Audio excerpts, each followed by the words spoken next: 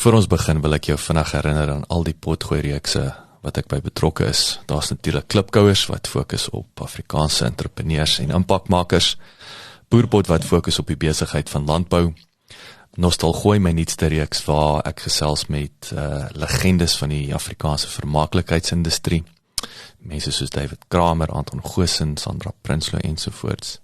En dan my 2 nuwe potgooi-reekse, Buscrush wat die Engelse boetie is van klipkouers, en dan Pot of Gold wat gefokus is op die besigheid van mynbou.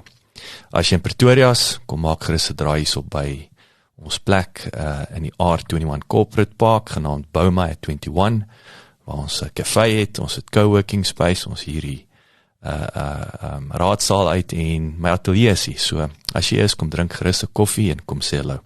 Nommer 7 Media Produksie. Welkom by die John Deere Afrika potgooi reeks. Ek is jou gasheer, Jacques Passon.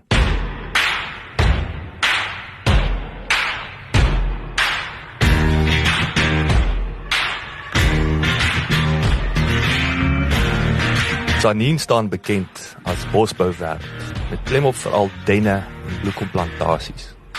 Zander Ernst, 'n 4de generasie boer wie se oupa grootjie bykans 100 jaar gelede op hier gevestig het.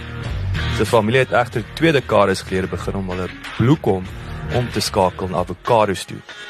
Die feit dat hulle reeds oor 'n wêreldklas avokado kwekery beskik het die omskakeling vergemaklik en vandag maak alles beste boerdery en noem ons ware deel uit van Tzaneen se avoproduksie, wat 40% van Suid-Afrika se avokados lewer. Lekker leer en lekker luister.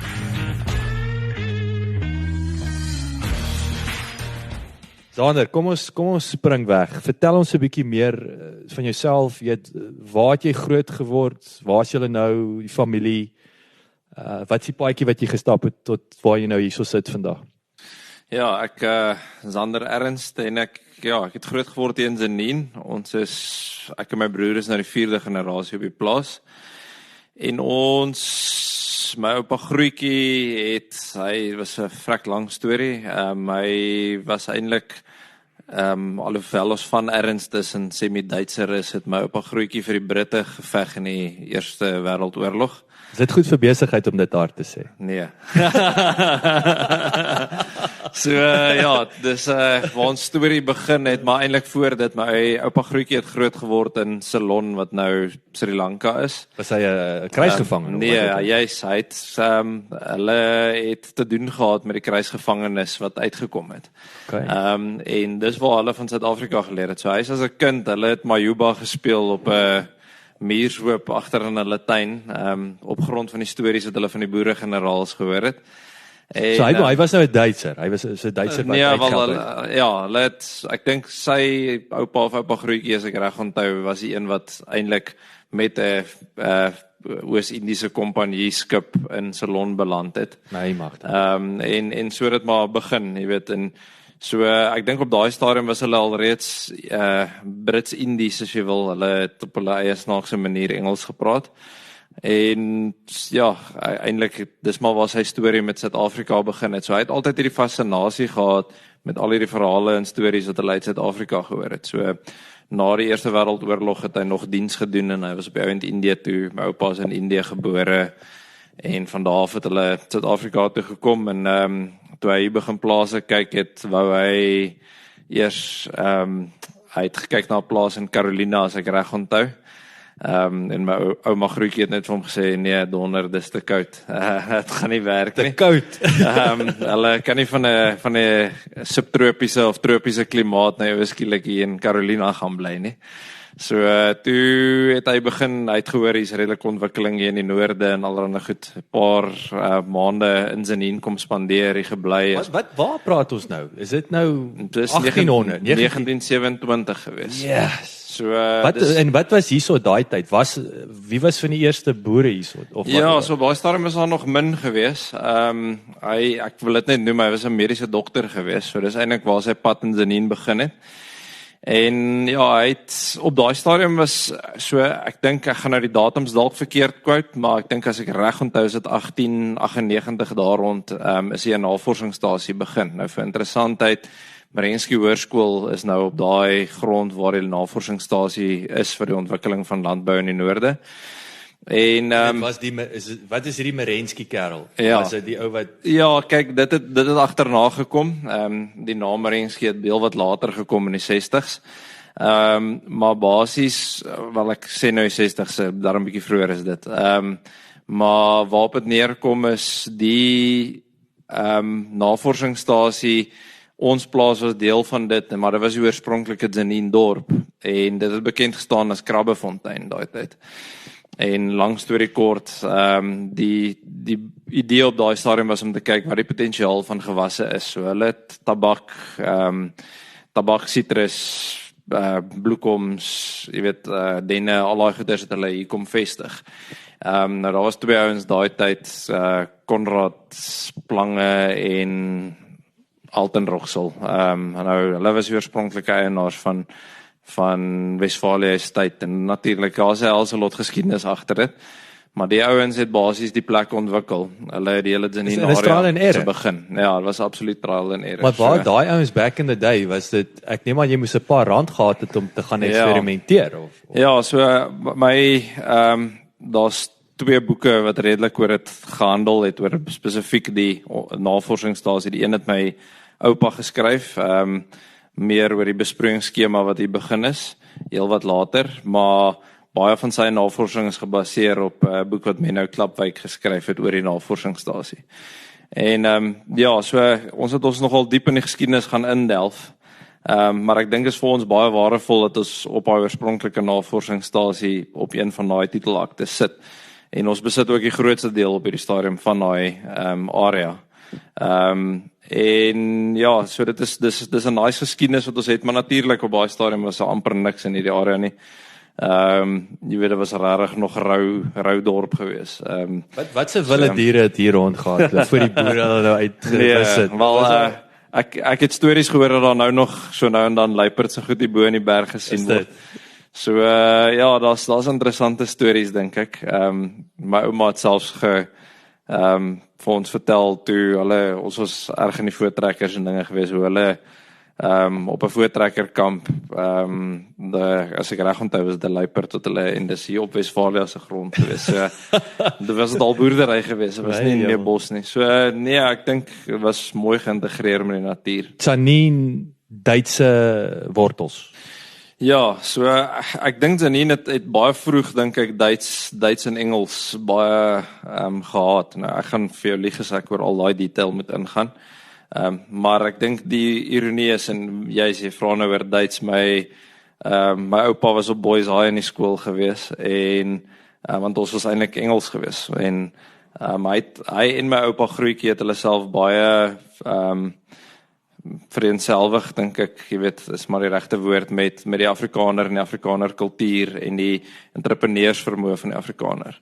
En jy weet 1930s depressie, jy weet al daai tipe van goeders, Afrikaner armoede en al daai goed wat daai tyd was. So alhoewel hulle die Britse affiniteit gehad het hulle meer vereenselwig met die Afrikaner en waar die Afrikaner heen gaan en al daai goed. En wat gebeur het onder andere is, so my oupa het op Boys High gesit en gedink met sy Duitse klasse gaan my oupa grootjie beïndruk en vir hom 'n brief in Duits skryf. En die ding is midde Tweede Wêreldoorlog onderskep. En ja, hulle het blykbaar een van die plaaslike Britse families het toe my oupa grootjie aangegee as 'n Duitse spioen. So ek dink was my oupa se standaard 8, 9 of matriekjaar, een van daai 3 jare is hy toe nou fyn dopgehou. Hy moes plaas toe kom en die plaas kom bestuur en my oupa grootjie is toe nou gevangenis gehou. O jemmel, so hierdie man was nou net skuldig en baie association. Kon hy eintlik nie 'n woord Duits praat nie en hy was meer Engels as Duits. Hy het my pa sê altyd my oupa grootjie het soos 'n Indiër Engels gepraat. So dis hoe snaaks die wêreld was. Maar ja, so in elk geval ryke geskiedenis as familie. So ja, my oupa grootjie het ingekom, sitrus geboer, jy weet groente, beeste, bloekoms, maar jy weet iets van alles daai tyd en alles wat vir hulle kon geld maak. En die plaas dink ek was natuurlik heel wat onderontwikkel gewees. Later, jy weet baie meer bloekom begin plant, was baie, Janine is maar eintlik sy oorsprong lê in bosbou. En alhoewel mense dit nie wil glo nie, en Janine so ryk klimaat en ryk aan water is dit 'n baie beperkende klimaat. Jy kan net soveel gewasse boer en dis hoe ons in avokados beland het, is die sitrus, alhoewel hulle vir etlike jare sitrus geboer het dit onder vergroening al die onderspit gedelf. En na 'n paar jaar van navorsing en goed op vergroening het my oupa besluit dit kan nie meer werk nie en hulle het die sitrus uitgehaal. En daar was nie alternatiewe gewas nie op daai stadium, alhoewel daar in die oorspronklike navorsingsstasie ook avokados geplant was. Het dit nie 'n toekoms gehad nie, Phytophthora het die goed mal gemaak oor ons hoë reënval. Phytophthora, ek dink toe mense dit uitspreek, is een van die mees algemene en vernietigendste wortelsiektes wat die avokadoboom bedreig. Versadigde grond, hoë reënval of te gereeld water gee kan lei tot die siekte, wat die wortel se natuurlike verdediging wegvreet. Die wortel wat smag na suurstof begin doodgaan, terwyl die siekte broei in die verrottende wortel en vinnig versprei na die res van die gesonde wortelstelsel.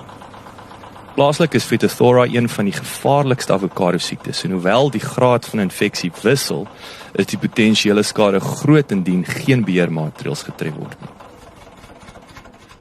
En ja, daar was nie onderstamme nie, saailingbome en daar was net nie 'n toekoms nie en ons is te koud vir piesangs eintlik. So alhoewel baie mense nou nog Janine assosieer met piesangs is eintlik iets van die verlede en want jy kan net nie die tonnenmate, jy kan nie kompeteer nie. So Weer eens is dit as gevolg van die reënval. Ja, wanneer reënval nie meer winterkoue. So piesang hou nie eintlik van 'n minimum onder 12 grade nie. En ons het nou toe ek hier ingestap het, toe praat ons weer. Nee, toe vra ek nog is julle soos Natal, nee, want ek toe jy vir my sê hoe koud dit hier word, so klink dit nie vir my soos Natal nie. Nee, dis die ding en een koue nag in die winter kan maak dat jy eintlik teoreties jou hele piesang oes vir omtrent 6 maande verloor. Sure. So dit kan 'n baie groot impak hê. Nou kort en lank is so ons uiteindelik op daai stadium moes my oupa met 2 marginale gewasse aangaan en fokus op bosbou.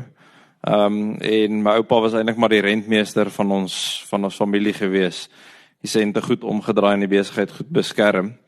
En rarig baie goed gedoen in daai opsig. En my pa toe sy doktorsgraad gaan doen op Tuks en fokus op die beworteling van avokados. En so het hy die avokado kwekery toe op die ou end begin. En ek dink dit was eintlik maar die regtige skop wat ons in die avokado bedryf ingekry het. En ja, ek dink wat interessant is ook is na dit wat ons my pa het toe grondeise en daai goed, as ek reg onthou is dit 1998 wat hulle met grondeise of grondhervorming eintlik begin het. Ek wil dit nie grondeise noem nie, grondhervorming. Het hy besluit dat die beste manier om homself voor te berei op dit is om sy grondwaarde so gou as moontlik te lig. En hy het gegaan en soveel as moontlik bloekom oorgeskakel na avokados toe. En natuurlik met die kwekery kon hy dit doen en dis ook 'n goeie advertensievenster op die eind vir die kwekery dat ons hierdie hoeveelheid bome kan plant en die goed gaan goed aan. So die besigheid het op daai stadium basies die beste groei getoon en van daar af het my pa besluit hy wil baie graag 'n vertikale integrasie bewerkstellig. So hy het baie moeite gedoen om in die uitvoer besigheid en bemarking ook betrokke te raak.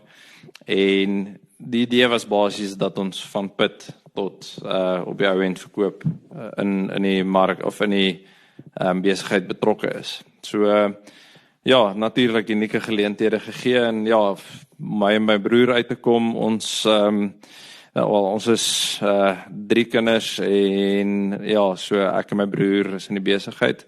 Suster sit in België. En ja, my broer het landbouekonomie gaan swat. Ek dink almal op Tuks gewees. Ja, en hy het gesê hy wil nooit iets met rekenaars te doen hê nie want dit vat te veel tyd, maar hy het ongelooflike gawe vir dit. En programmering reeds op hoërskool begin doen vir kwekeryprogram en daai tipe van goed. En ek het weer as kind gedink ek gaan boer en op hoërskool gesê ek gaan nooit kom boer en ek stel nie eers belang in dit nie. En ek dink dit het my so 2 weke op universiteit gevat toe dink ek kan nie wag om terug te kom plaas toe nie, ek is nie 'n stadsmens nie. En baie vinnig gesorg dat ek al my vakke deurkom sodat ek kan terugkom plaas toe. Wegkom. En ja, bemarking geswat en ek het gedink ek gaan in die kommersiële deel van die besigheid betrokke wees en op die ou end het my passie ongelooflik in plante en landbou en kan nie vir beter vra nie want ek het die kommersiële kennis of die besigheidskennis, die bemarkingskennis en ek dink dis die toekoms van landbou tot 'n groot mate is hoe goed kan jy jou produk verkoop want die kompetisie is sterk. Maar ja, tog jy weet ek het die voorreg dat die landbougedeelte kon ek by my pa leer en jy weet mense luister maar met 'n fyn oor. So maar ek kan 100% sê landbou is my passie. Ek die produksiekant, ek geniet dit verskriklik. So ja, op die oomblik is dit hoe die prentjie lyk. Yes, dit is fascinerend. Ek het vir jou baie vrae. So kom ons fokus nou, kyk 'n bietjie na die besigheid op sigself. So my eerste vraag wat ek wil weet is jy het genoem toe daai manne nou begin eksperimenteer nou 100 en 'n paar jaar terug, toe kom agter die avo's werk nie is te nat. So wat het toe nou intussen, wat was toe nou die crux of die ding wat moes verander het om die avo's hierso te laat werk? So natuurlik weer, dis 'n baie lang geskiedenis en ek jy weet is bietjie voor my tyd, maar Westfalia het destyds baie moeite gedoen en hulle het baie van die fondasiewerk op navorsing gedoen op avokados om dit 'n lewensvatbare gewas te maak. En daar's 'n ou hy's ongelukkig oorlede, Joe Darwas, wat die Phytophthora bestuur. Dis tweeledig. Die een ding was Phytophthora en die ander ding was swartvlek geweest om daai twee pla regtig te bestuur. En baie goeie werk gedoen en op die ou end jy weet chemikalie ontwikkel wat dit kan en die bespuitings en al daai goeders ontwikkel om dit te hanteer. Nou ek dink dit was die eerste groot verandering en die tweede grootste verandering. Hoe lank terug was dit nou? As ek reg het, is dit die vroeë 70s, laat 70s gewees wat dit begin het. En van daar af het hulle begin met onderstamme te selekteer. En die onderstamme, om die klonering van onderstamme het jou in die volgende generasie gesit van onderstamme en cultivars wat meer Phytophthora verdraagsaam is. En dit was baie waardevol en ek dink dit was basies die tweede leap. Jy weet ek hou daarvan, iemand het dit eendag vir my genoem dat die bedryf gaan oor quantum leaps. Dis hoe jy iewers kom in die volgende produksiebracket en so ek wil sê die eerste quantum leap was die navorsing en al die beskouings omdat die tweede quantum leap sou ek sê was genetika en die derde quantum leap is waar ons vandag is in terme van grondvoorbereiding en besproeiing. En wat ironie is, dit vat ons eintlik terug na 'n punt waar ons glad nie daai chemikalieë en goed nodig het nie.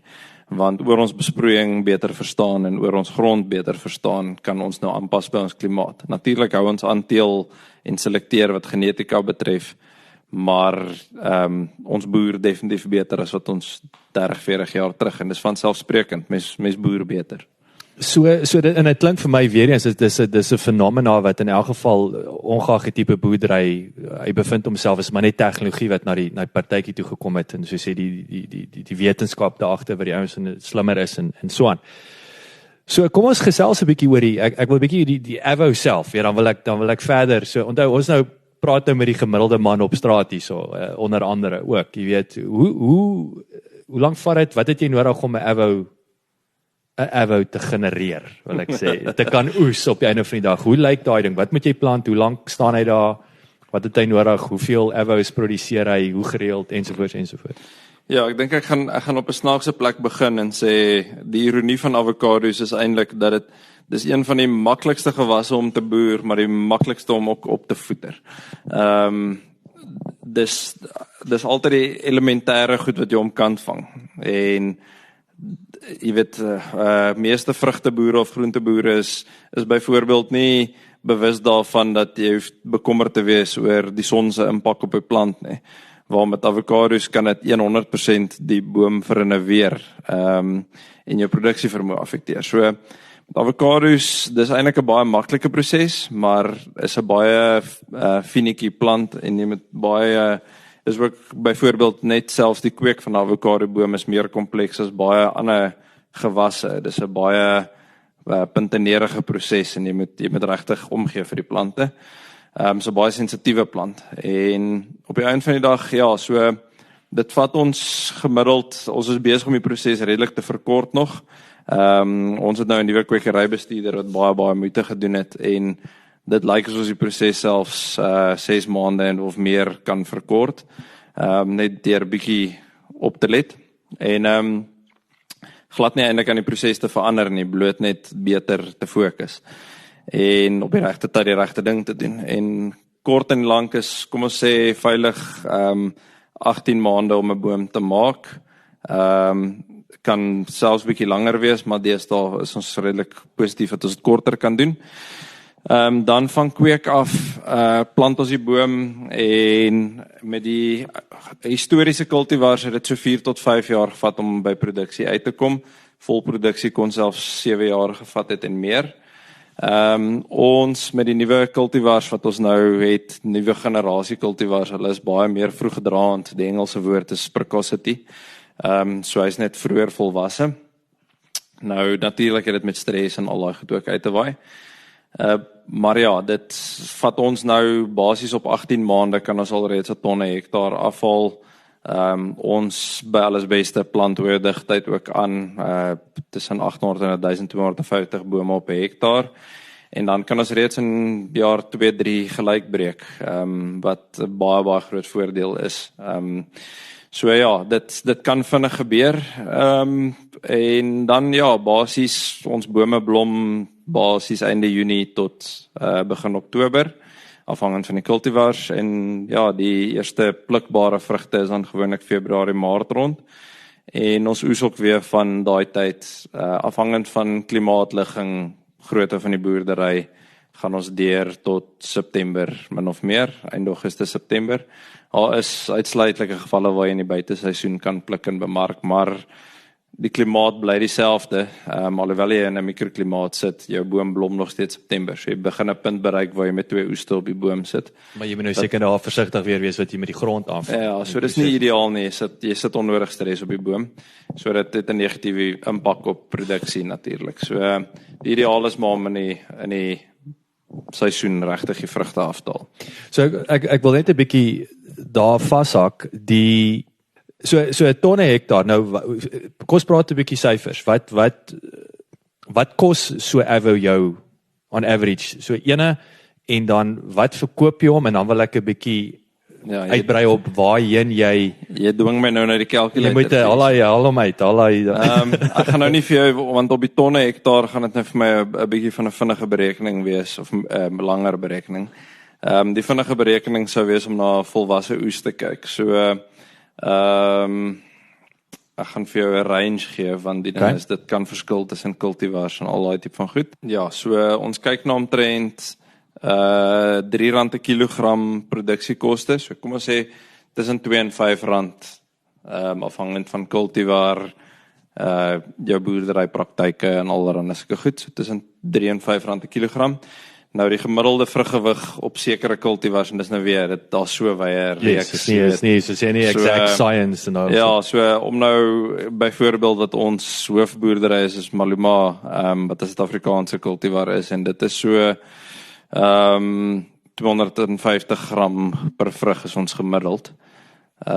So dit gee 25 sent 'n vrug, as ek nou reg bereken. Nou inkomste is 'n baie weer eens relatiewe term. Dis baie moeilik om die syfers te begin quote. Maar jy weet, op 'n inkomste kant kan jy kyk na omtrent jy weet, op die plaaslike mark bemark gemiddeld en uitvoermark, as jy nou gemiddelde daar moes uitwerk. En ons kwoteer nie die vroeë seisoen en die laat seisoen vrugte en al die ideale situasies nie. Dan gaan jy kyk na omtrent R10 per kilogram wat jy plaashek kan ontvang. Dus 3 versus 10, so jy kyk nou so 7 on average. So ons is definitief nie marginale boerdery, soos wat jy met baie groentegewasse of so kan kry nie. Maar ons risiko's is nogal wyd, en ons het 'n baie lang tyd van blootstelling aan risiko. So as jy kyk vir die hoeveelheid maande wat avokado op 'n boom hang, dis 'n wye spektrum, en jy beweeg omtrent deur 3 seisoene. So waar jy in September kan jy ongelooflike hittegolwe kry en haal risiko deurloop tot veilig November. Ons het al selfs op oujaarsaand gehad wat julle oes verwoes het. So jy kry daai tipe blootstelling, jy weet reënval, jy weet wat doen humiditeit nie. Avokados is baie sensitief in daai opsig vir humiditeit. Dan kry jy so 'n bietjie van 'n asemhalingskans en dan Februarie tot April is jy weer in 'n al risiko tydperk. Jy weet in die winter sit jy weer met risiko van koue skade op minimum temperature as daar koue front inkom. Jy weet die vroeë Junie, daai tipe van tye. Soos nou. Ja, ons is daarom nou deur die ergste, maar soos dit is, hierdie seisoen het ons op 'n groot deel van ons boerdery tussen 20 en 30% koue skade. Vragtig. Wat dis glad nie eers 'n bemarkbare produk nie, hy kan nie eers aan fabrieksgraad bemark word nie. So heeltemal opgeneek. Ja, so dit weer eens ons in 'n proses van oorskakel na nuwe kultivars toe waar ons dit kan vermy. So dit gaan maar weer oor die regte besigheidsbesluit neem op daai punt om jou risiko te versprei. So daar's 'n tweeledige vraag. So nommer 1 is weer voorspelling. Ek neem aan dis dan krities vir julle. So nommer 1 is jy weet hier kom 'n ding. Wat doen jy? So dis my eerste en dan nommer 2 is nou weet jy hier kom die koue. Wat nou? Jy weet dit is nie asof jy die boom elkeen van my bersie kan aansit nie. En dan nommer 2 is in terme van die klimaatsverandering wat as ek sien wat die graanboere my vertel en so aan, sal ek graag jou observasie wil hoor van is dit 'n realiteit? Wat sien julle anderste of is dit nou maar symal hierbo? Ja, ek dink die maklikste antwoord oor die weer is daar waar jy vandaan kom in die Vrystaat se deel wat plat is, jy sien die weer aankom. Hier by ons en al die stof en alles. Ja, hier by ons as die halwolk op die berge sit, dit laat te laat. So ja, ek dink die belangrikste antwoord wat ek jou daar kan gee en ek dink dit is 'n ongelooflike daar's baie boere wat daaroor gaan praat en ek dink dit word baie ligtelik opgeneem, maar as 'n 4de generasie boer op een plaas en iemand wat gaan bemarking swat het van allerhande goed. Kan ek vir jou wragtig sê, daar's niks so belangrik soos die kennis wat jy het van jou grond en waar jy boer nie. En die jare en jare se verstaan. Nou natuurlik, ons koop ook grond by, ons leer ook lesse, ons verander bosbou na avokados en dis waar jy jou dierlesse leer. En deur die generasies wil jy net verhoed dat jy daai dierles 2-3 keer oorleer. Nou om die koue skade byvoorbeeld vir jou idee te gee, is ons het baie has geplant, want has is die norm in die wêreld en die has teen die riviere gaan plant op die koudste plekke en ons het nooit besef dit ryp daar nie, want wie het in die bloekoms gaan ry as dit in die winter koud is en koue fronte inkom? Niemand. Nou het jy daai avokados daar geplant, aanvanklik oes jy dit vroeg, want dis jong bome, hulle kan vroeër geoes word, se lae oes, en ewe skielik het jy 'n 2000 ton oes wat jy moet afhaal, en hier slaan die koue jou. En die belangrikste is om in daai punt dadelik te leer, ek vat eerder die laer prys, kry my oes van die boom af, voor die risiko kom. Nou gelukkig koue skade kan ons so bestuur, en intussen wat ons gedoen het is, daar's kultivars wat meer ryp bestand is as ander, en ons het natuurlik hierdie bome gaan oorwerk na die nuwe kultivars toe.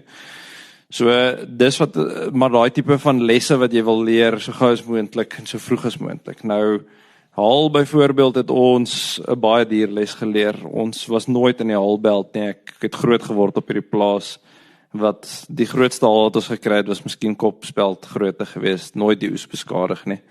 En ek was 1 jaar op die plaas, en het ons in 2010 'n haalstorm gekry, wat 2 keer oor die plaas gekom het in 1 dag, en letterlik die hele oes oor 4 plase uitgeslaan het. En ons plase is gemiddeld so tussen 3 en 5 kilometer, so kraai vlieg uit mekaar uit, en het al 4 plase geslaan. Nou, as jy op daai punt nie 'n kontant reserve het nie, is jy in jou glory in. En gelukkig, deur die finansiële lesse wat my pa deur die jare geleer het ons dit gehad, maar geen oesversekering nie. En ek meen, daar's baie boere wat in haalbelde sit, wat weet jy, vat oesversekering, en dit was net nooit vir ons, dit het nie eers by ons opgekom nie. Is hierdie nou ook 'n klassieke geval van klimaatsverandering? Is 'n ding wat nooit 'n probleem was nie, jy kon dit nie in 'n miljoen jaar nie, en skielik is dit daar. Ja, ek dink die wêreld, ons sal nooit weet of dit uit en uit klimaatsverandering is nie, maar ek dink, kom ons noem dit.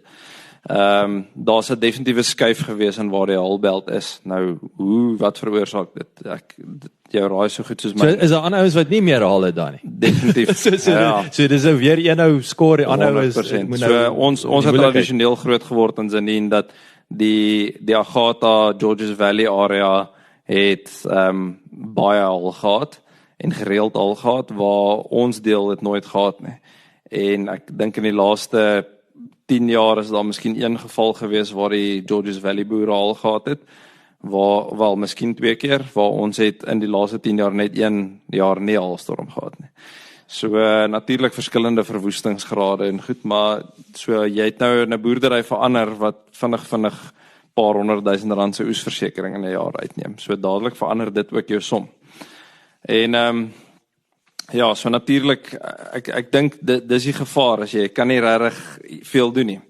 Ek is nie in 'n posisie waar, jy weet, ek wil nou die graan voorbeeld gebruik, waar dit reën, of dit reën nie, ek kan plant of ek kan nie plant nie, dis nie daai besluit nie, die oes is aan die bome, jy het reeds die geld spandeer. Ja. So vir die spesifieke risiko moet jy maar risikobestuurstrategie ontwikkel, en so die koue skade het ons redelik bestuur. Haal is nie so eenvoudig as sit haal net op en verskans die risiko nie. Want hoe groot is die gemiddelde avoplaas? Jy praat oor van nette. Ek dink as jy industriegewys gaan kyk, dit neem definitief toe. Ek weet 'n paar jaar terug het ons gepraat van tussen 30 en 50 hektaar. Ek dink dit word groter, maar daar is nog steeds baie plase wat selfs net 5 hektaar se avos het. Pragtig, so Ja.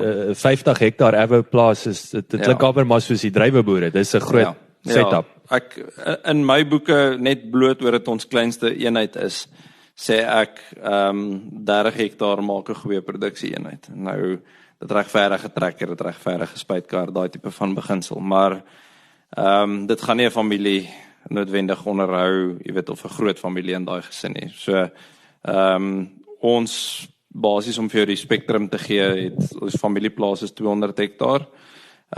Dan het ons plase van 30 hektaar tot 75 verder. En een nuwe plaas van 169. So jy het 'n hele spektrum eintlik maar. Maar baie van die titelaktes is eintlik maar opgemaak uit 70 hektaar dele, snaaks genoeg. So veral van die ou bloekomplase en soos net ironies. Maar dis ook nou omdat dit is 70, maar dis ook bome meer net is so as 'n weet 'n kant vraag. Die besigheid van bome. Jy het gepraat van die bloekombome. Hoe dit gewerk? Jy weet, hoe werk dit? Hoe het dit vir julle gewerk? Hoeveel bome het jy nodig? Jy het 70 hektaar. Wat groei die ding? Hoe lank groei hy? Chop jy hom af en jy verkoop hom aan Sappi? Hoe daai besigheidsmodel? Ja, ek is beslis nie gebore met daai geduld vir bosbou nie. Ek sal dit so stel, ek het baie respek vir mense wat in bosbou is. Want ja, gemiddelde bloekomboom, as ouens wat na 5 of 6 jaar reeds oes, maar die norm destyds was 10 tot 15 jaar, denne, as ek reg het, praat hulle van 20 tot 25 jaar. Nou, dis 'n verskriklike tyd. Kry 15 jaar se inkomste. Ja, dis debatteerbaar. So, dis die belangrikste vraag. Ja, so jy weet, dis vanselfsprekend dat as jy in daai geval nie oppervlakte hektare het nie, gaan jy nie genoeg roteer elke jaar om ordentlike opbrengs vir jou besigheid te maak nie. So die bosboubedryf wat klein privaat boere betref, ek wil kom, wat is die beste beskrywing, eenmanssaak, daai dae is verby. Ek persoonlik weet nie van een ou wat nog 30 of 50 hektaar se bloekom besit nie. So dis groot boerderye nou. Die tragedie is weens die minimumloon debakel en vakbonde en mynbou het die bedryf baie seer gemaak. Eskom wat nie houtpale meer koop nie, of substandaard houtpale koop. Sover ek dit was deel van hulle petrol om vuur te maak. Nee, Eskom pale kragdrade. Maar natuurlik die krag, dis maar dis nou super Telkom wat se dinge gesien het. So So jy het hierdie bedrywe wat eintlik tot stilstand gekom het, jy weet. Ek het nou met 'n boer gepraat wat eiwysboer wat groot saagmeule het. Hulle het van ek dink 17 interlinks aan die myn voor COVID gegaan na 2 week toe. So die mynbou beheer eintlik wat die vraag en aanbod in daai bedryf is. Natuurlik oor ons en vrugte is die baie goeie vraag na pallette, so baie van die ouens het oorgaan na pallette toe. Jy weet, so Chap is mos die groot spelers of het julle ja, hier's maar plaaslike vervaardigers hier, so ons gebruik die plaaslike ouens en ek dink dis goed. Maar ja, ek dink in die laaste jaar is daar regtig heel wat groot saagmeule wat net eenvoudig deure toe maak en stop. Daar's nie meer groot besigheid in dit nie. So ek dink die vraag is wanneer kom jy by die ewewiggspunt en die ander punt is ook mens moenie onderskat wat die handel vir bou en omheiningpale is nie. Juis oor daar in die ou tuislandgebiede, jy weet soveel ontwikkeling is. Ouens wat huise bou en hulle is geneig om juis huise met bloekom dakkappe te bou, jy weet, letterlik pale te vat en 'n kap te bou uit die bloekompale uit. So daar's iets van alles. So daar is 'n bedryf wat nooit bestaan het nie wat natuurlik opgeduik het. Wat nou die een ja, so die een gaan dood en die ander ene pop op. Ja, maar daar sal 'n ewewigspunt wees, jy weet, daar's 'n punt waar vraag en aanbod weer uitbalanseer. Ek kan nie sê dat die pryse vir bloekom swak is op 'n per hektaar in vergelyking met wat dit in die verlede was nie. Wat is dit gemiddeld? Jong, ons is die bietjie bloekom wat ek het is ek beslis nie 'n goeie bloekomboer nie en ons het dit eintlik net geërf voor ons die plaas omskakel na Avos toe, maar op my swak bestuur van 'n bloekomblok kan ons R18,000 per hektaar daarom vir daai bloekom kry. Nou dit is substandaard nie, SABS standaard nie. Dis swak bloekom, maar as jy nou gaan kyk vir my om op daai punt te kom, praat jy van 'n omtrent 'n 4 jaar draaityd. Ja. So om R18,000 op 'n hektaar te maak in daai tyd, dis nie geld nie. Nee. Ja. Maar ek neem aan jy het nie risiko met wat kan met 'n boom gebeur behalwe brande. Ja, dis dit nou weer jou, ja. Maar jy kan dit beheer andersins. So dis nou weer ek wil sê daai pros and cons. Die boom is nou vat lank, dit is nie so waardevol per hektaar nie, maar hy kan nie dood dryp nie. Kyk, ek dink is maar weer 'n geval van as jy die waardeketting kan beheer, dan kan dit vir jou werk, maar selfs met dit, ek weet van ouens wat in die dennebedryf is wat dakkappe gemaak het en alles wat hulle besighede gesluit het. So dis ook nie uitgesluit dat jy beskerm is as jy die hele waardeketting beheer. So kom ons praat, ek sê dis 'n perfekte aansluitingspunt. Kom ons praat waardeketting. So ons het nou jou Avo oes is lekker. Jy haal hom nou af. Wat gebeur met hom vandat hy nou hierso? En terloops, hoe oes jy hom? Ja, ons moet maar met die hand oes. Ons het onlangs op reële begin boer opleistelsels, sodat hulle maar met appels en perskes en goed. Die oplei van plante is 'n ou tuintegniek wat deur boere aangeneem is en behels 'n raamwerk van ligte hout op metaalstawe, oftewel 'n prieel, wat aangewend word om vrugtebome of rankplante te ondersteun. Die hoofdoel van die opleistelsel is om beter toegang, meer effektiewe stoeipraktyke en doeltreffender plaagbestryding te bewerkstellig. Die voordele sluit in groter en gesonder oeste wat minder arbeid veg, asook 'n groter persentasie vrugte wat aan die mark voorsien kan word. Nie alleen voorkom dit dat die vrugte vrot nie, dit vergroot ook die werkbare ruimte op die lande. Ek dink met dit is daar geleentheid om dalk eendag in die verre toekoms meganies te oes. Ons het al 'n paar konsepte in ons koppe van hoe dit kan werk, maar dis nie so eenvoudig nie, maar ja, ons oes maar met die hand, dis 'n baie sensitiewe produk. Hy kneus baie maklik. So alhoewel hy 'n kliphard is wanneer ons hom oes, kan hy 'n stampmerk kry en dan op die ouend affekteer dit op die ouend die rypwording en die interne kwaliteit. So ons oes maar met die hand, stuk of 100 mense is om op partykeere natuurlik, so dit is arbeidsintensief. Ry hom pakhuis toe, belangrikste op daai punt is om maar te verseker dat hy nie onnodig stamp en kneus nie. So hantering is 'n baie belangrike punt tot by die pakhuis. Het hulle goed op hulle hande? wat hom dat jy sagter vat. So dis uit en uit met hom nie gooi nie, sit hom saggies neer. Dis die punt, ja. So jy weet, as jy die stangel knip hom versigtig, sit hom versigtig in die sak, sit hom versigtig in die plikkes. So dis maar net 'n ding wat aangeleer word met tyd. Maar dit is nie moeilik nie. En dan gaan ons maar deur pakhuis toe. Dis 'n redelike standaard pakproses. Dis nie 'n te moeilike pakproses nie. Die belangrikste ding in skepping van waarde met avokados is om die vermoë te hê om ryp te maak, en so dis of die verhouding met 'n persoon wat ryp maak of om dit self te beheer. Maar meeste avokado boere sit maar deur 'n derde party wat die rypmaakproses fasiliteer. Hoe lyk dit? Hoe lyk die rypmaakproses? Dis maar gewoonlik wat jy as 'n koelkamer sou wat maar soos geïsoleerde mure. Die verskil tussen dit en 'n koelkamer is jy met partykeer wil jy kan hitte genereer. Maar dit gaan meer oor die ventilasieproses en om hom nie af te koel nie. So jy wil temperature kan handhaaf van tussen 18 en 20 grade Celsius. En afhangend van kultivar en tyd van die jaar kan dit tussen 3 en 10 dae vat vir avokado om ryp te word. So is 'n baie vinnig en ek wil jou nie vooruithardloop want ek wil nou juist ook praat oor die verkorting van die waardeketting, maar ek neem aan is dit dan ook 'n geleentheid of is dit te hoogs gespesialiseer? So daar's 'n optimale punt met avokado se volwassenheid en deur daai optimale punt te tref, optimaliseer jy op hoeveelheid dae in die koelkamer.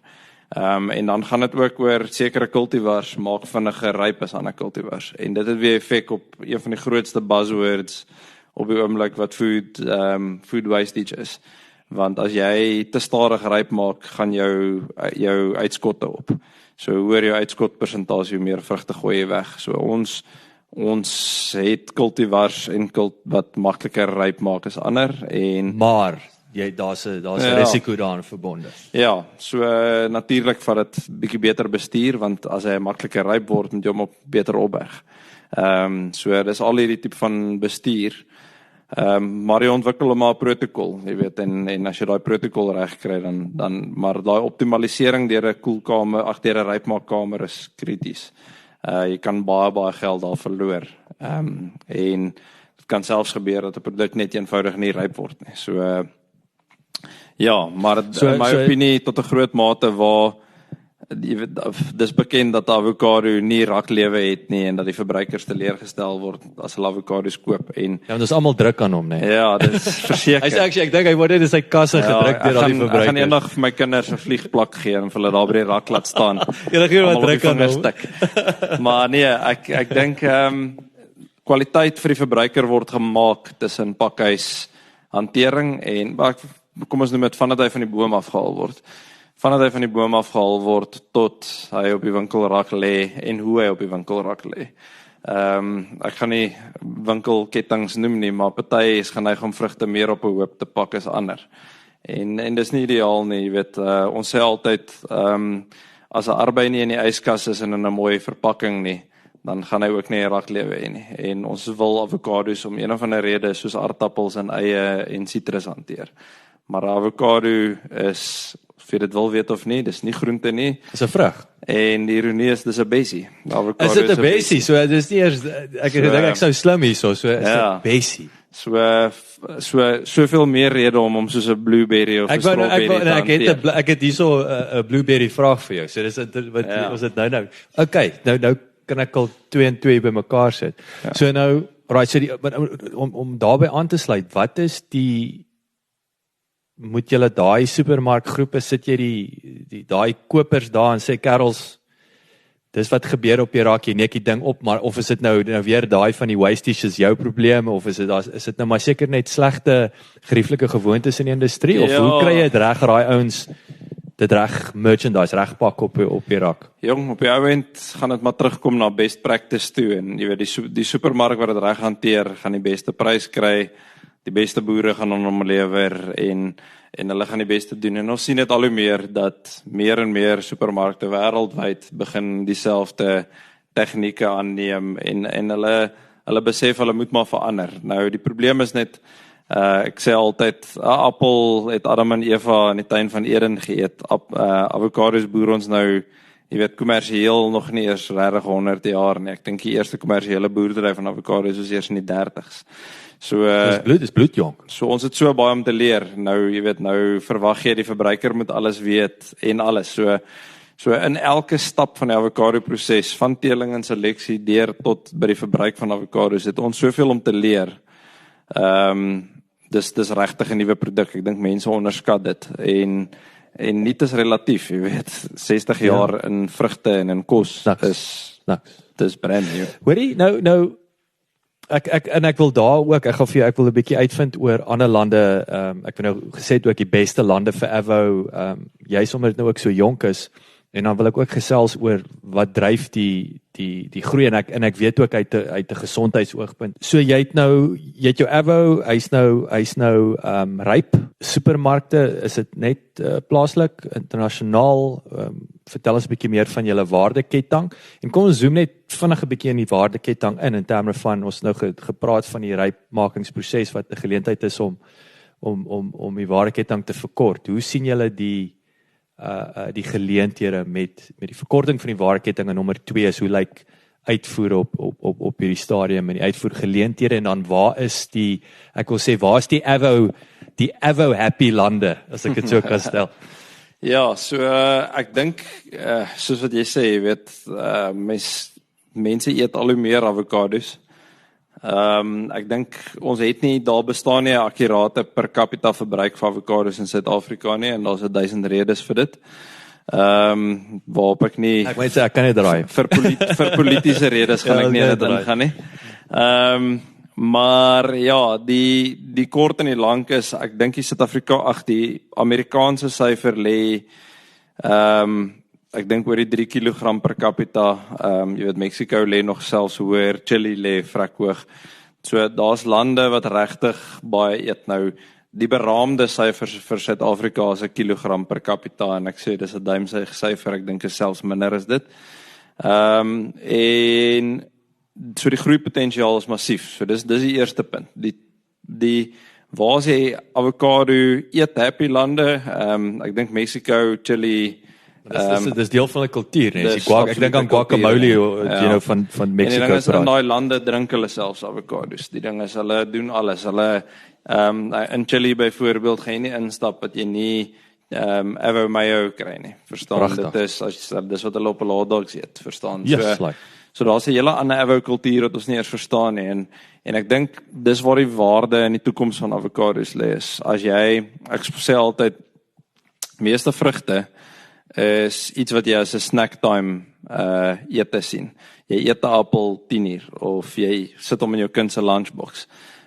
Selfs met sitrus, of dit nou sagte sitrus is of nie, dis 'n snack time tipe ding. Ek gaan dit nou maar gou eet. Terwyl avokado 'n vrug is hy eintlik 'n all-time, anytime tipe vrug.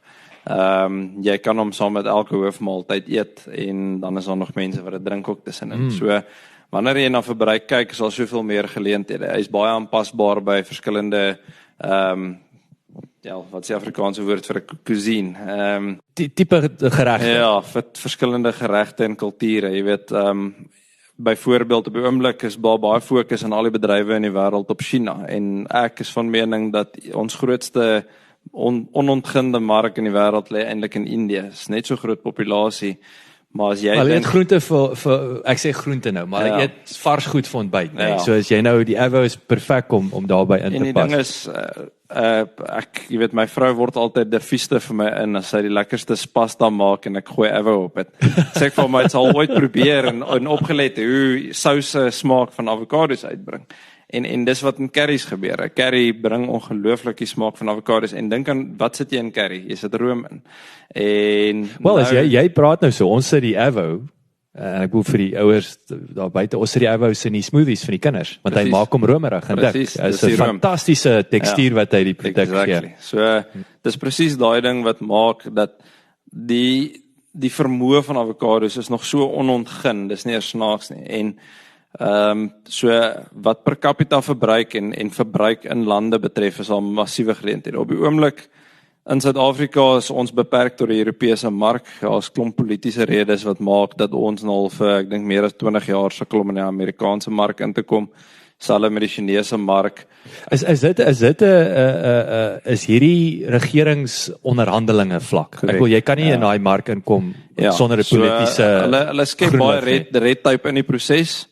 Maar jy weet, in eenvoudige terme word daar hefbome teen regerings gebruik. So op 'n stadium was daar die ding oor die voël, jy weet, hoenderhandel tussen lande en ook die varkvleis.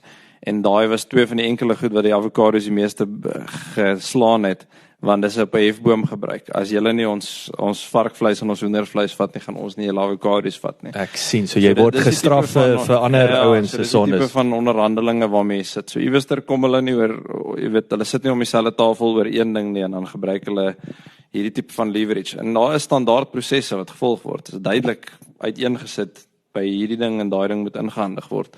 En dan sal hulle op 'n stadium met by 'n punt kom en sê nee, maar hulle wil weer jy moet 'n pest risk assessment doen. Om nou te bepaal wat se pla kan in die land inkom, en so dis regtig red tape. En dis 'n tragedie, want die potensiaal is ongelooflik. So ons is maar beperk teen Europa en Verenigde Koninkryke. Daar is bietjie, jy weet, goed wat na van die Midde-Ooste lande toe gaan, Dubai, Hong Kong, snaakse plekke. Maar ja, ons is baie beperk oor mark, maar selfs net dit, ek het in die boerdery begin waar ons die Europese mark gecrash het op 1 miljoen kartonne 'n week. Ek dink as ek praat onder korreksie, maar ek dink hierdie jaar het ons hom verskaf op 4,5 miljoen kartonne 'n week. Ja. So jy praat van dit in 11 jaar se tydperk. So is 'n massiewe groei koers wat avokados doen. So die mark is daar. Natuurlik is daar harde tye in die mark waar die pryse en waar die boere maar seer kry, soos in enige produk. Maar die punt is die groei is daar, definitief. Hoekom is daar so 'n premie op 'n AVO? So ek dink dis nie 'n goedkoop, inteendeel, nee, dis ek sê is van jou duurste wel vrugte / groente wat jy op die rak daar gaan. Ja, ek dink dis deels wat dit 'n redelike bederfbare produk is. Nou bederfbaar is relatief. Jy kry blueberries wat meer bederfbaar is. En jy kry Maar mense kan nie hulle druk nie. Ja, wel hulle kan. Maar sy vingers gaan blou. Dit is moeiliker. Ja, so en dan kry jy nou natuurlik aardappels en eie en goed wat glad nie verderfbaar is nie. So ek dink dis 'n deel van die koste is jy oral in die ketting maak hulle voorsiening vir verliese. En dis hoekom dit vir ons so belangrik is om daai verliese te beperk deur beter hantering, beter kultivars, daai tipe van goed. En dan natuurlik, ek dink daar's te veel dele in die ketting. So 'n sitrusvrug word gepak en hy gaan supermark toe. Avokado moet hanteer word deur verskillende stappe en ryp gemaak word en afgekoel word en so dit is maar 'n dierketting. En dan is daar natuurlik tye soos wat die vraag toeneem. Wanneer jy in ooraanbod is, dan gooi jy die mark toe. Wat gebeur? Mense koop avokados goedkoop en eet meer. Nou ontwikkel jy 'n hoër behoefte en dit beteken net dat in die, kom ons sê, tydperk van September tot Februarie is avokado onbekostigbaar duur. So dis weer sleg. So want nou koop 'n ou avokado ten duurste en hy's nie mooi en hy sny nie goed nie. Waar as jy hom teen R5 gekoop het, as jy tevrede as en hy nie mooi sny nie. So dit is 'n wipplank wat mense ry, definitief. Laaste vraag wat ek jou daar dan net 'n bietjie gesels oor verskaffers en so aan. Hoe sien julle jy het nou dik stukke gesels voor ons begin opneem met oor die digitale era nou. Jy weet, as ek sê wat COVID nou so ek sê die digitale wêreld 'n groot inspuiting gegee het vir met goeie goed. Hoe sien julle die geleentheid om direk by die huishouding uit te kry? Is dit ek neem aan in Suid-Afrika is dit onmiddellike geleentheid internasionaal. Ek neem aan jy kan nie as jy nie daai ooreenkoms met ander lande het nie, gaan jy hom in elk geval nie kan by die skip aflaai in anyway nie.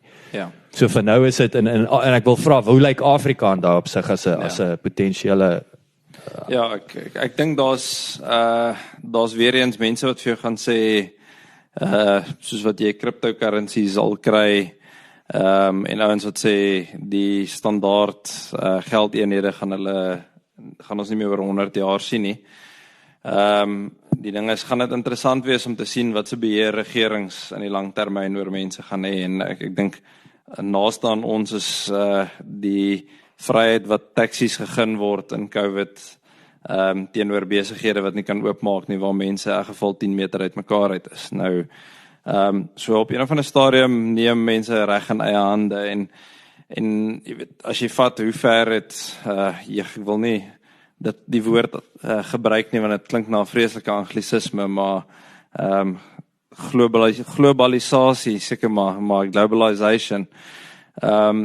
Dink aan die laaste 10 jaar, hoe net deur sosiale media, fone, ek meen George Floyd sit in Amerika en die hele res van die wêreld is in roer, of jy saamstem of nie.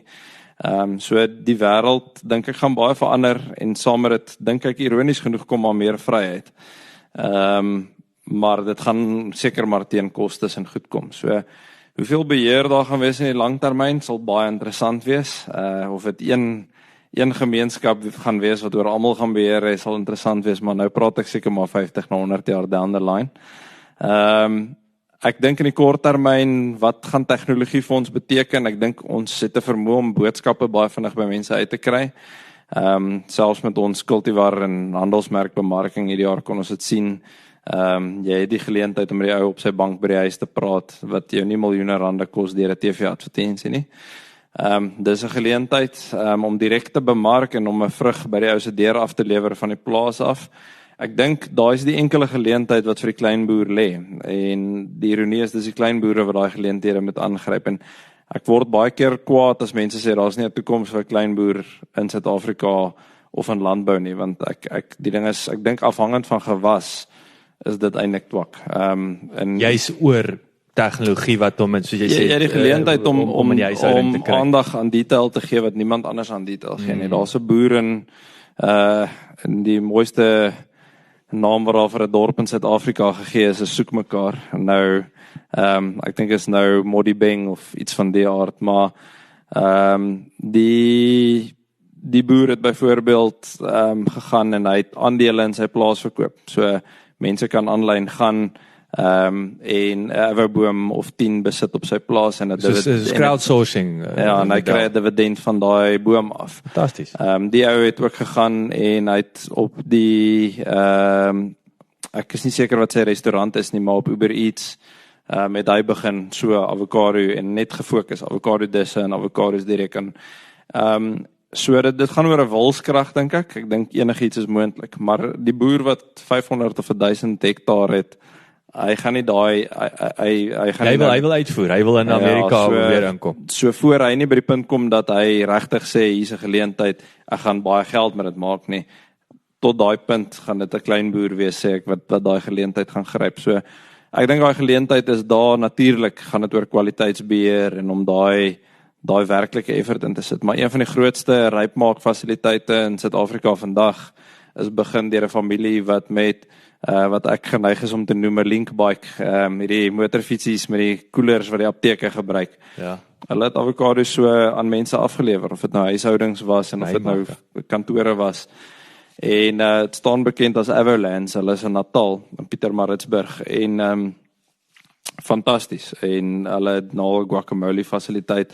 Hulle lewer aan Pick n Pay en Food Lovers en regtig goeie gehalte avokados.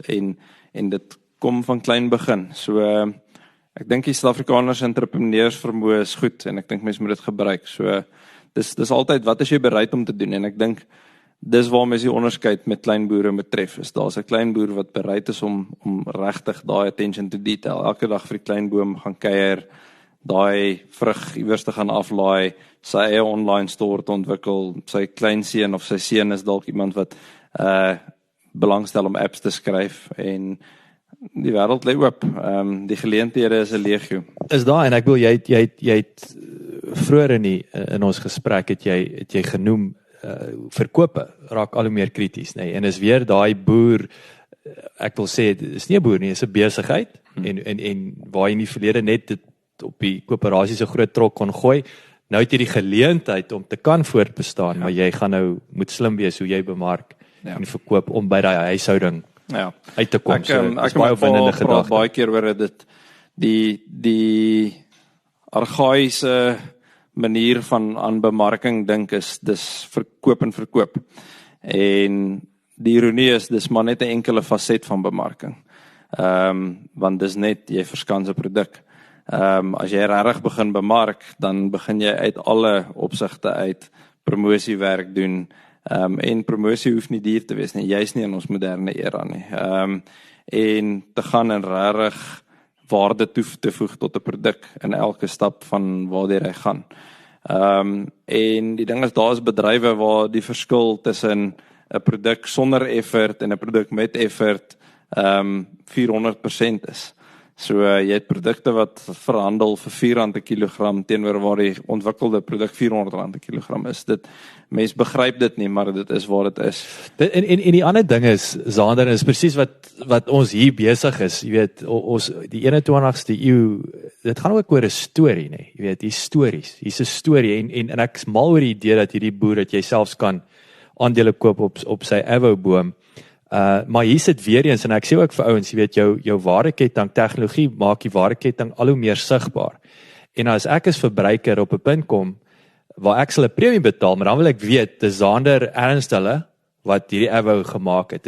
En ek weet toevallig wie is hulle, ek weet hulle is Haan Sanin. Okay, dit kan nou dieper gaan, maar die punt is, ek weet presies waar ek my avo koop, versus waar koop jy avo, by Woolworths. Ja. Dis bietjie tragies aan een kant om, jy weet, maar daai geleenthede is daar om my stories te vertel. Ek dink dis die ding is, daar's, ek dink al vir die laaste 5 na 10 jaar 'n tendens, ongeag produkte, dat mense juis wil wegbeweeg van standaard waarde, of nie waardeketting nie, winkelkettinge, en wil weet waar hulle produkte koop. En die ding is, op die oomblik is dit 'n baie klein deel, maar dit is wel 'n tendens. En natuurlik is daar 'n tendens vir gerief. Maar dit is moontlik met tegnologie om daai te oorbrug deur vir die ou die avokado reg van die plaas wat sy naam hy ken af te gee. En jy weet, al binne 'n oogwink sonder dat hy hoef te dink. Ja. En ek dink ook soos avokado's meer geboer word in verskillende klimate, gaan jy ook kry, dis nie meer dat die ding ingevoer hoef te word van 'n ander land af of vir dit of vir dat nie, jy weet. Daar was nou, jy weet, lang jare wat avokado's in die afseisoen ingevoer was, en ek dink vir omtrent 'n 2 of 3 jaar tydperk was daar amper geen ingevoerde avokado's op hoëse rakke nie. En laas jaar was weer een van die eerste jare, so dit gebeur. Maar ek dink, jy weet, selfs as jy vat hoe mense groente en vrugte reeds in kweekhuise en in glashuise produseer, die tegnologie wat nog in landbou gaan ontstaan, dink ek begryp ons nie, jy weet, ons grootste tamatieprodusent ZZ2 boer al hoe meer in kweekhuise tamaties, want dit is meer winsgewend vir hulle.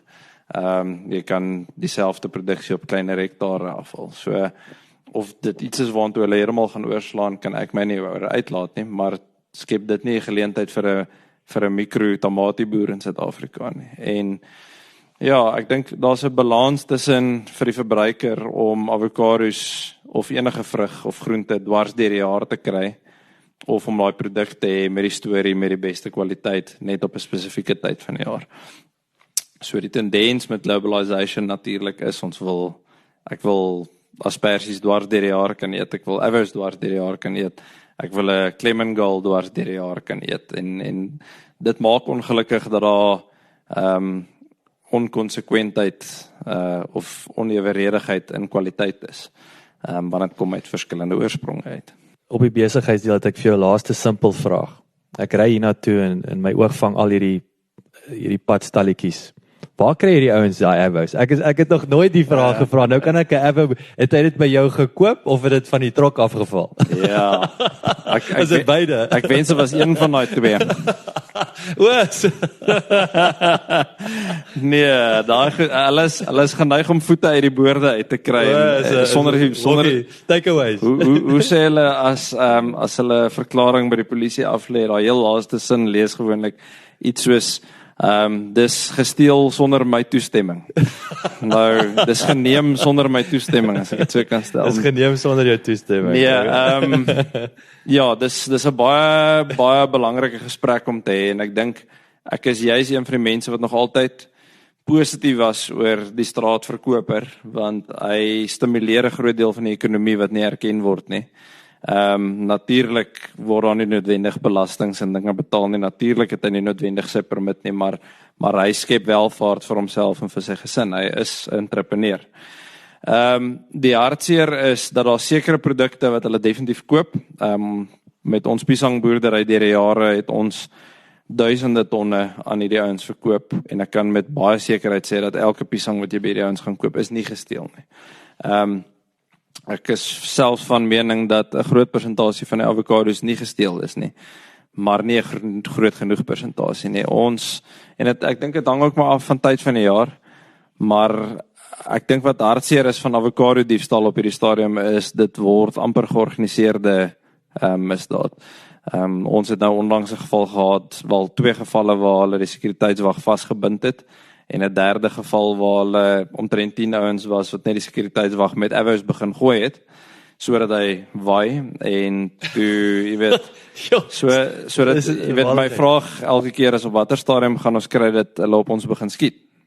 En op watter stadium het ek 'n gewapende wag? En jy weet, ons het tot nou toe gesê ek wil nie 'n gewapende wag hê nie, want as daar iemand op my plaas doodgeskiet word, ek het nie eers die tyd en die krag om met die polisie te deel nie. Never mind, die konstabel wat op jou plaas kom, het nog die vermoë om jou toe te sluit, want dit het nou hy neem net reg in sy eie hande en hy verstaan nie noodwendig die reg nie. So dis 'n groot bekommernis, jy weet, as jy na lande soos Mexico kyk, dit mense kan dit gerus doen. Op Netflix is daar dokumentêr Rotten. En dis nie te sê dit is van toepassing op alle avokados nie. Dis nou 'n spesifieke gevalle studie op Mexico en Chili. Maar Mexico spesifiek waar die drugkartel al gaan en een avokado boere ontvoer, want hulle weet daai avokado boere maak baie geld en het die vermoë om 'n ransom te betaal. Maar ook waar hulle gaan en die goed gaan steel. Ek dink die kans die op 'n avokado plaas in Mexico kom waar daar nie gewapende wagte en gepantserde voertuie is nie, is bitter skraal. Hulle pakhuise se sekuriteit is iets ongeloofliks. En so die wêreld verander en dis tragies dat 'n hoë waarde produk so en nou is die vraag, wat gaan in Suid-Afrika gebeur? Want boere word moeg, ons is moedeloos en jy weet nie meer hoe om jou ouens van jou plaas af, jy weet dat jy elektriese heining het en hulle kom nog steeds deur. Dis 'n tragedie en ja, so ek wil nie vir mense sê moenie by die ou op die straat koop nie, want hy kry sy vrugte baie keer op 'n wettige manier, maar ek dink wees bewus daarvan dat jy potensieel kriminele ondersteun. 50-50. En ek dink die groot ding is daar is tye veral ek sou vir boere sê, vir verbruikers sê moenie tussen Januarie en Februarie by hulle koop nie, die kans dat dit onvolwasse vrugte is wat nooit gaan ryp word nie. Dan het jy in geval jou geld gemors. En ja, ek dink van daar af vra die ou waar het dit gekoop, waar sy strokie, daai tipe van goed. Ja, dis so 'n belangrike punt wat jy daar maak, is so eenvoudig. Vra hom, waar kry jy dit? Want ek sit jy self skuldig, wat jy klim uit, jy koop, jy dink eers om te sê, hey, John, waar kom hierdie vandaan nie? Ja, die ding is, daar's eintlik 'n reël tussen ons en die polisie, dat die ouens moet 'n strokie hê vir die vrugte. Anders kan ons aanneem, dis gesteelde produk. Dit word nie toegepas nie, maar ek dink as die verbruiker leer om te vra vir die ou langs die straat, wys my net die strokie en die dag en datum wat jy dit gekoop het. Ons weet avokados kan nie regtig 2 weke hou nie. So as jy 'n kwitansie het van 'n pakhuis iewers wat die ou vir jou wys en is ouer as 2 weke, sê net ek stel nie belang om die produk te koop nie. Ek vermoed jy dit gesteel. So dis maar 'n bietjie burgerverantwoordelikheid as jy dit kan noem. Ek het jou nou so besig gehou, verskriklik dankie. Dit was regtig baie insiggewend om jou te gesels en weet sterkte vir hierdie het voel of ek wil sê die tweede helfte, het voel of 'n jaar oor begin het. Maar sterkte vir hierdie laaste stretch. Nee, baie dankie en dankie vir die geleentheid en dit was regtig lekker om met jou te praat. Dis ja, dankie vir die geleentheid om op jou podcast te wees. Nee, dit is absolute voorreg. Baie dankie dat jy geluister het. Onthou jy kan die John Deere podcast reeks kry op Apple Podcasts of Google Podcasts, Spotify of SoundCloud. As jy gehou het van hierdie episode en die reeks, asseblief deel dit met jou vriende en familie en ons sien uit om altyd van jou te hoor. So enige terugvoer sal ons op reg waardeer. Laat die wiele rol.